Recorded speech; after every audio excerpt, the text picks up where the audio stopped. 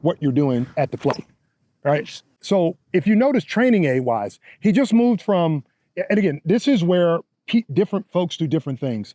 Dan used a wooden bat for his first couple of swings, a 29-ounce wooden bat, right? And then once you saw his swing, now if you notice, look at the ball flight now. If you remember his first couple of swings with that wooden bat, it was, he wasn't quite getting that drive. It was, and you saw him focusing on his point of attack when he accelerates through the ball. And if you notice, once he had 5 or 6 line shots with that wooden bat, now you saw him move to this other thin barrel trainer. Now that, if you look at it, that thing is thin. So you don't have this big barrel.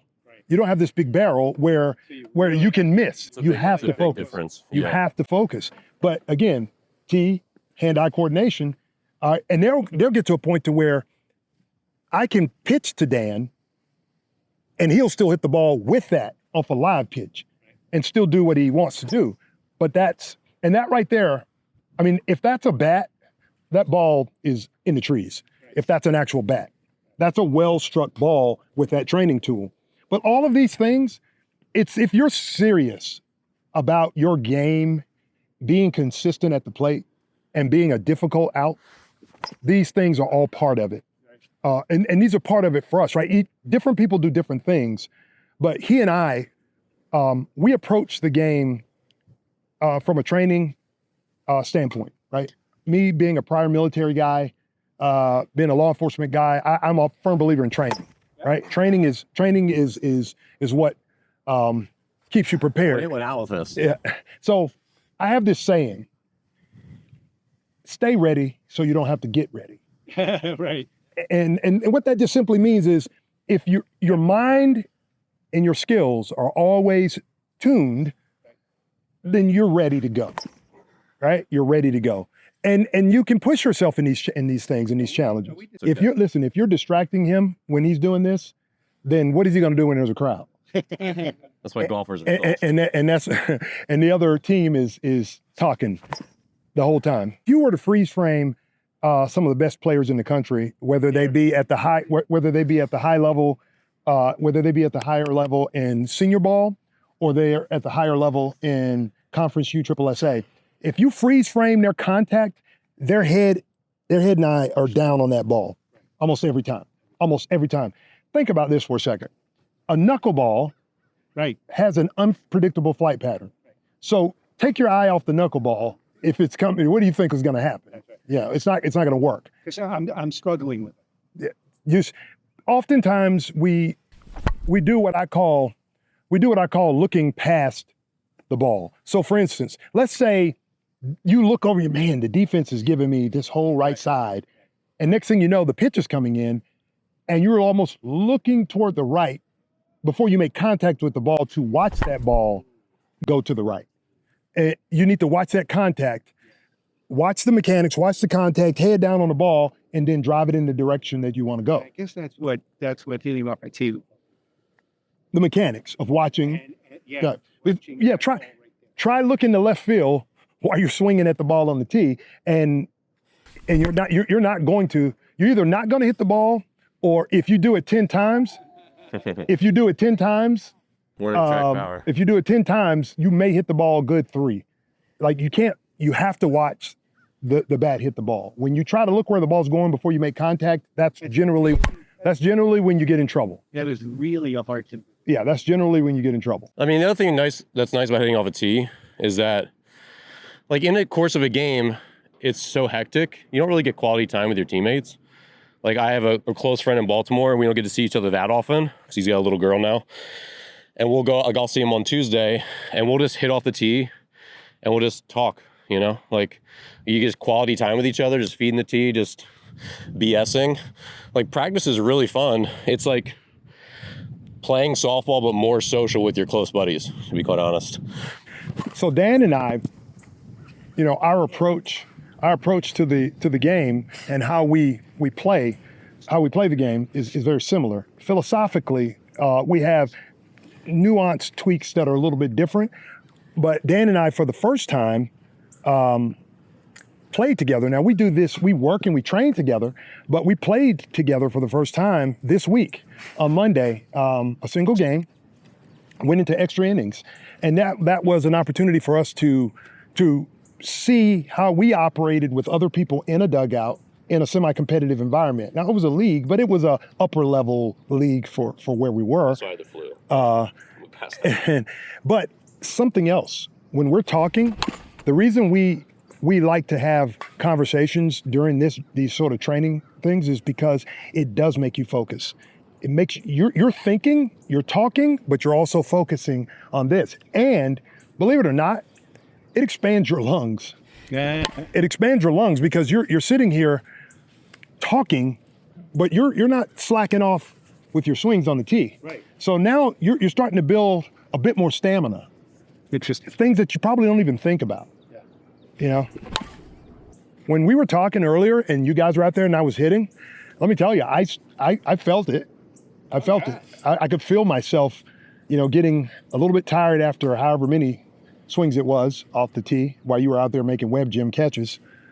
Got a bounce one, liner, and then Palmer. Okay. So are you going bounce through this 5-6 hole, or are you going down third baseline? Like a one hop 5-6 hole. Okay. One hop 5-6 hole. So what do you guys think? So he said 5-6 hole, one hop, but he just cut that ball all the way to the fence. The reason that looks very impressive to you, but he's not happy, is because that's not what he set out to do. Oh, I thought that was... No, the 5-6 hole is right here between third and short. He wanted to hit that ball down there through that hole, but instead he cut it all the way out to the fence. Well, guess what? If that left fielder was playing right there, he just made it an impressive looking out, but it's not what he wanted to do. So, I mean, my issue is that I tend to hit. I'm really good at hitting the right spot of the ball, but right then I made an adjustment with my swing. Like I was definitely more on top of it, but I hit the same spot, same part of the ball. So my swing was more down, but I still hit it right there. yeah. So I have to for but do me you see- personally, I have to hit the focus more on the top half of the ball. So I'm going to try to adjust on this one. Yeah. And that would work. There's still an exaggeration. But do you see? Do you the see? adjustment is the ball and not the swing. You see how he held himself to a higher standard, right? Even though that shot before that was super impressive, right? You see it kind of carry all the way out there. That's not what he intended to do for the purpose of the drill. And that's what we do. We hold ourselves to the standard of execution of what we intend to do. Not just hit the ball. Now That was more what I that wanted. is what, that's not, Exactly. that ball right there, that's a cut swing down at the ground. You don't have time to get to that. Right. You just don't. You don't have time to get to that one. Now I'm going to try to lift this one into the gap. That was, now, still a hit, but again, what did he say he wanted to do? The gap is that light pole or to the right of it. But you saw what he said, right? He gave himself an assignment, and even though that was a hit, that's not what he wanted to do. That one. So, but that's the difference. If you hold yourself to that standard and you come out and you work, that's where you see the improvements, and not just accept anything. Yeah, because a lot of people, I mean, this was the thing that when I still coach a lot of kids, but in my academy, I would watch some of our better hitters. And they had a lot of autonomy, and they'd be in the cage, and I'd be watching, and I'd be like, dude's just pulling the ball every time. And he's already good at that. And I'd be like, hey, man, what are you not so good at? Going opposite way. So what are you doing right now? You're just feeding your ego, and you're just swinging. Swing with a purpose. You only have 20 minutes in here, and you've already wasted 10 minutes just doing stuff you already know how to do, Right. And so, I can hit line drives and, hit them out, pretty much all day off the tee. I'm really good at hitting the ball square, but I'm not as good at what do I have to do, which at Mario's level, you have to do that on a given at bat. Because, he came up when we played together, 2 runners on. It was his time to hit a home run. He delivered. Another time he came up with no one on in a home run limit league, and he swung down to try to hit a ground ball. He grounded out, but he did the right thing because that's what you have to do, right? And so that for me is my next step is trying to figure out how can I always differentiate, because sometimes I can't, and I'll often just default to lifting everything, even if it is that shot in the gap. But to his point, sometimes those get caught. And when you hit 195 on the ground, it doesn't get. When they're Soft shifted very on much. you, you have to adjust.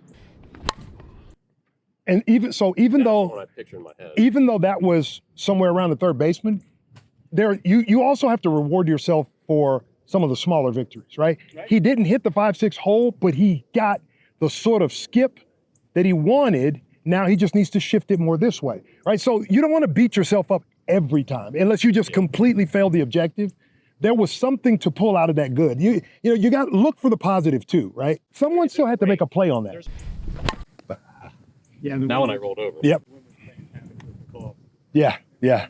We need one of those things like they do in golf where they drive around and they pick up all the balls. So what are you guys thinking? As you're looking at this drill and you're thinking about what you do, how you play, and like you said, you don't really practice a whole lot. So as you're watching this, what sort of questions come to mind for you that make you go, man, if I ask this, it would help me. Like, what things are you thinking I about? have a question. I've always been told that when you're hitting off the tee, it's usually at your belly button. Looks like that's way above your belly button. Has that your preference or? There's no rule. There's no rules. Okay. So You like high pitches? no. It just depends on what you want. For me, I'm still flattening out my swing, and the more I swing at low stuff, the more it keeps me at as my swing was, and the more I swing at high stuff in practice, it just reinforces like Okay. being on top of the ball. Whoever told you that you should only put it at your belly button, that is not correct. There's no such thing.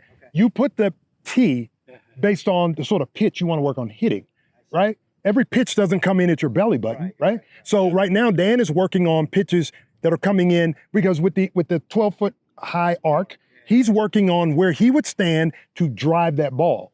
Because let's say in a game, Dan is like, I'm not golfing at a ball that's short, right? But there are guys that we both know that will stand way, way back in the box because they actually want to hit that lower pitch, almost like a golf swing. Because I play with a guy who goes right. He lives in the right center gap as a right-hander, but he backs up so he hits the ball literally on its way down. So I can imagine him, working a low tee setup, right? But most of the time, you're trying to catch balls well struck. You're trying to catch balls.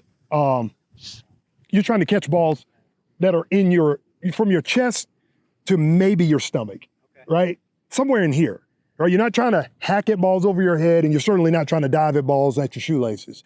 For the most part, that's important. And also, this isn't the only place I'd put it. So but let me show you the value of. So if you have some uppercut in your swing, and because me coming from baseball, I still have a slight amount. It's pretty much ironed it out now. But if you have uppercut in your swing, you're either going to hit a missile topspin or you're going to pop it up, right?